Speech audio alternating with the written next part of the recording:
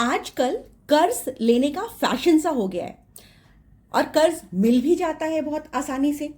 कुंडली में जब हम लोग कर्ज के योग देखेंगे तो जो छठा भाव होता है वो कर्ज के लिए रिस्पॉन्सिबल होता है। ये भाव रोग, ऋण और शत्रुता का होता है। तो जो ऋण होता है वो आपका कर्जा यदि सेकेंड हाउस से लिंक कर जाता है, यदि इस भाव का स्वामी जाके सेकेंड भाव में बैठ जाए तो कुंडली में कर्ज के योग दिखाता है। यहां पे जो मैंने गिनतियां लिख रखी है 1 2 3 4 5 6 7 8 9 10 11 12, ये सारे भाव हैं। ये भाव हमेशा पहले नंबर का ही रहेगा, ये हमेशा फर्स्ट हाउस ही रहेगा, पहला भाव ही रहेगा, ये हमेशा हर कुंडली में सेकंड भाव रहेगा। यहां पर नंबर कोई भी हो सकते हैं, गिनतियां कोई भी हो सकती हैं। जो वो गिनतियां हैं वो राशि हैं। ठीक है, तो जब मैं आपसे कहूंगी कि छठे भाव का स्वामी, तो मतलब छठे भाव का स्वामी कौन है? 6 नंबर की गिनती कहां जा रही है? यहां जा रही है। तो छठे भाव का स्वामी कौन हुआ? बुध। यदि यहां पर 10 नंबर लिखा हुआ है तो 10 नंबर का स्वामी कौन हुआ? शनि। इसी प्रकार से 5 नंबर लिखा हुआ है तो उसका स्वामी हुआ सूर्य। हमें इस तरीके से देखना है। तो जब कुंडली में आपका इस वाले भाव के स्वामी का सेकेंड हाउस से रिलेशन बन जाता है तो आपके कर्ज का योग बनता है। या फिर सेकेंड हाउस का स्वामी सिक्स्थ हाउस में बैठ जाए या सिक्स्थ हाउस का स्वामी सेकेंड हाउस में बैठ जाए तो कर्ज का योग बनता है। इसके अलावा जो 11th हाउस है, 11th भाव है, 11वां भाव है, ये भी आपकी इच्छा पूर्ति का है, ये भी गेन्स का है। तो जब इस भाव का स्वामी इस वाले के साथ संबंध बना ले तो भी आपकी कुंडली में कर्जे का योग बनता है। जो बृहस्पति है बहुत ही शुभ ग्रह माना जाता है। बृहस्पति धन संपदा का कारक ग्रह है। यदि ये शुभ स्थिति में कुंडली में बैठ जाए तो अच्छा, लेकिन यदि ये गलत जगह बैठ जाए तो खुद परेशान हो जाता है और नेटिव को कर्ज की स्थिति से बाहर नहीं निकाल पाता या किसी भी परेशानी वाली स्थिति में इसको बाहर निकालने में दिक्कत आती है। ये बहुत हेल्पिंग नेचर का होता है और गुरु हमेशा हेल्प करना चाहता है। और कई बार कुंडली में स्थितियां ऐसी हो जाती हैं कि गलत कॉम्बिनेशंस को सेटल डाउन करने में बृहस्पति अपनी सारी ऊर्जा लगा देता है। ठीक है, तो जब मैंने आपको बताया सेकंड हाउस का स्वामी सिक्स्थ हाउस में बैठ जाए और सिक्स्थ हाउस का स्वामी सेकंड हाउस में बैठ जाए तो कर्ज की स्थिति बनती है। इसके अलावा ये मैंने आपको यहां पर ग्रह लिख करके दिखाए हैं, ये इनकी राशियां हैं। सूर्य की राशि हमेशा 5 रहेगी, चंद्र की राशि 4 रहेगी और इसी प्रकार से शनि की राशि हमेशा 10-11 रहेगी। तो ये राशियां हैं। सूर्य कौन सी राशि में उच्च का होता है? पहले नंबर की राशि में। चंद्रमा हमेशा 2 नंबर की राशि अलग है, भाव अलग है। ठीक है, राशि वो गिनती है और ये भाव है, ये हाउस है। ठीक है, सूर्य कौन सी राशि में नीच का रहेगा? 7th नंबर की राशि में नीच रहेगा। गुरु कौन सी राशि में नीच का रहेगा? 10 नंबर। जैसे देखिए इस कुंडली में गुरु जो है 10 नंबर की राशि में बैठा हुआ है तो गुरु नीच का हो गया।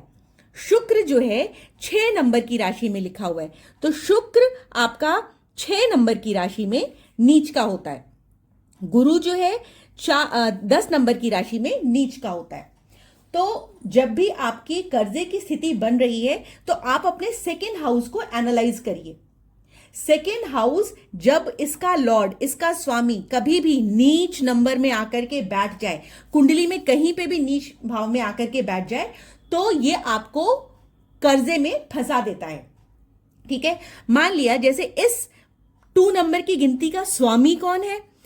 शुक्र 2 नंबर की गिनती का स्वामी। जहां 2 नंबर लिखा होगा तो हमेशा उसका मालिक शुक्र रहेगा। अब ये आकर के कहां बैठ गया? ये कर्जे के भाव में आकर के बैठ गया। शुक्र 6 नंबर की गिनती में आ गया तो 6 नंबर की गिनती में शुक्र नीच का होता है। अब ये व्यक्ति हो सकता है कि उसकी, क्योंकि ये रोग का भी भाव होता है, ठीक है, ये लिटिगेशन का भी भाव होता है, कोर्ट कचहरी का भी भाव होता है, तो हो सकता है इस व्यक्ति को कोर्ट कचहरी या अपनी बीवी की हेल्थ की वजह से कर्जा लेना पड़े। ठीक है, यदि सेकेंड हाउस में राहु, केतु, सूर्य, मंगल और शनि बैठे हों या राहु केतु किसी भी पापी ग्रह के साथ बैठे होंगे तो कर्जे का योग बनता है। राहु केतु तो खुद ही पापी ग्रह हैं, लेकिन इसके अलावा सूर्य एक गर्म प्लैनेट है, मंगल एक गर्म प्लैनेट है, शनि एक क्रूर प्लैनेट है। ठीक है, वो हर एक चीज को कंस्ट्रिक्ट करता है। तो जब भी कभी सेकेंड हाउस में राहु केतु, सूर्य, मंगल और शनि बैठ जाए या राहु केतु किसी भी पापी ग्रह के साथ बैठ जाए, जो मैंने नाम लिए उनमें से किसी के साथ भी बैठ जाए, तो कर्जे का योग बनता है। नीच के जब यहां पर कोई ग्रह बैठ जाता है, नीच का ग्रह, जैसे ये शुक्र नीच का हो गया, तो उस कंडीशन में आपको शुक्र की वस्तुओं का दान करना चाहिए। ठीक है, सेकेंड हाउस में राहु, शनि, केतु, मंगल, सूर्य, इनमें से कम 2 प्लैनेट्स भी बैठ जाए, तब भी आपको जो भी प्लैनेट्स बैठे हुए उनके ग्रहों की वस्तुओं का दान करना होगा। 6, 8 और 12 ये जो स्वामी होते हैं, ये जो हाउसेस होते हैं, ये अच्छे हाउसेस नहीं माने जाते हैं। तो इनके स्वामी जहां पर भी जाकर के बैठेंगे उस भाव की हानि करेंगे। ठीक है, मान लिया जैसे 6 भाव का स्वामी आपका शुक्र हो गया, 8 भाव का स्वामी मंगल है, वो यहीं पर बैठा हुआ है, और 12वें भाव का स्वामी, क्योंकि ये लॉसेस का हाउस है, वो यहां पर आकर के बैठ गया गुरु, तो आपका इस भाव का नुकसान करेगा। ये यदि यहां पे अकेले बैठे हैं तो फिर भी एक बार, क्योंकि गुरु एक अच्छा ग्रह होता है, तो इस भाव को अकेले रह करके वो अपनी ऊर्जा लगाएगा और जैसे तैसे इस कंडीशन को बैलेंस करने की कोशिश करेगा। लेकिन क्योंकि जो गुरु है एक सूर्य के साथ बैठा, मान लिया यहाँ पे शनि भी होता, राहु भी होता, तो वहां पर ये आपको दिक्कत देता। 6, 8, 12 का स्वामी सेकेंड हाउस में बैठ जाए, बुध यहां पे जाके बैठ गए तो कर्जे की स्थिति बन गई। 6 नंबर का स्वामी कौन है? बुध है, ये यहां आकर बैठ गया, कर्जे की स्थिति बन गई। 8 मंगल इस वाले घर को देख रहा है तो कर्जे की स्थिति दृष्टि से बनी। 12 भाव का स्वामी होता है जुपिटर, जुपिटर यहां आकर के बैठ जाता, गुरु यहां आकर के बैठ जाता, तो आपकी कर्जे की स्थिति बनती।